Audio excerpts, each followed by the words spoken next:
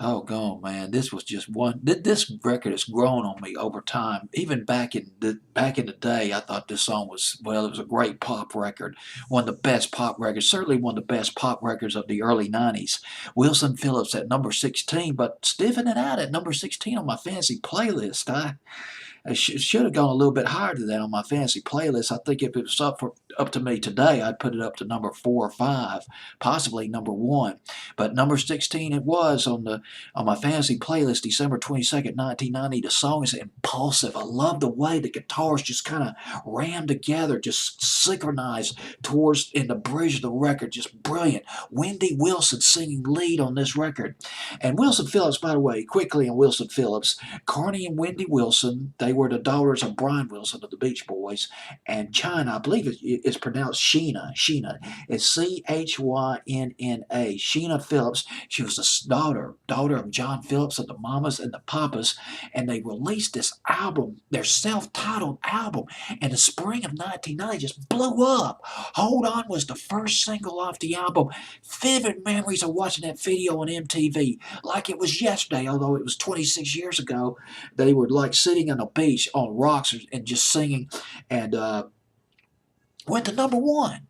It knocked Madonna's Vogue out of the number 1 position on Billboard's Hot 100 in the summer of 1990. And then they came out with Release Me, You're in Love, some ballads by them, and then Impulsive came out late 1990, an upbeat record. Just, gosh, dog, it was a fantastic record. Lovely harmonies by Wilson Phillips, but they didn't last very long. Just a few big albums, and that's it. The first album was really huge, and then they came out in 1992. Wrote down the name of their second album. This is my chicken scratch. I'm having a hard time navigating through my notes because I just slapped things down. Shadows and Light was the name of their second album, and You Won't See Me Cry. Back in the spring of 1992, fell in love with that record. And there was also Give It Up back in the fall of 1992. But these two singles didn't do as well as Hold On and You're in Love, these top 10 hits back in 1990. Wilson Phillips. Now, on this record, Impulsive, it was written by two fellas. I got to talk about one of the songwriters real quick. It's written by a guy named Cliff Magnus and Steve Kipner. Steve Kipner, yes, a pop meister songwriter, producer, fantastic. He was in 1010. Remember the song Toasted Marmalade for Tea?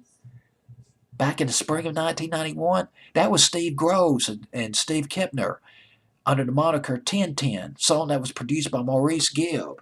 Sounded an awful lot like a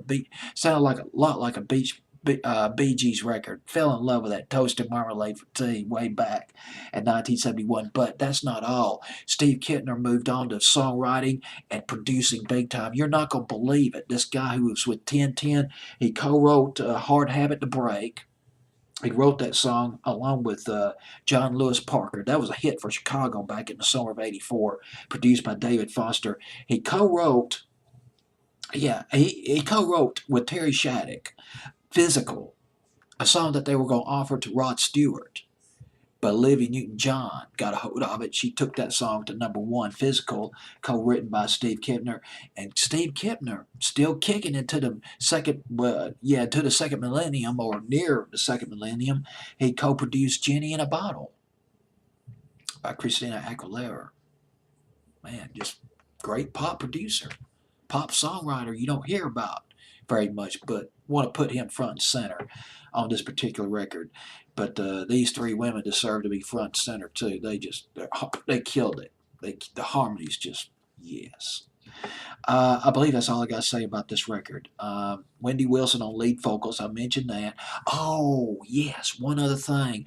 I want to mention something about Sheena Phillips. She put out I didn't hear the whole album, but she put out an album in 1995 called Naked and Sacred, and she did this powerful record. God, I highly recommend it. I'll talk about it maybe one day down the line off another fancy playlist. I Live For You. Hitline played that song back in 1990, probably 1995. I remember it from 1996, though. Song that Sheena Phillips, she co-wrote that song with Desmond Child, I Live For You. Highly recommend that. But let's get to this fancy playlist at number 16, December 22nd, 1990, Wilson Phillips with Impulsive.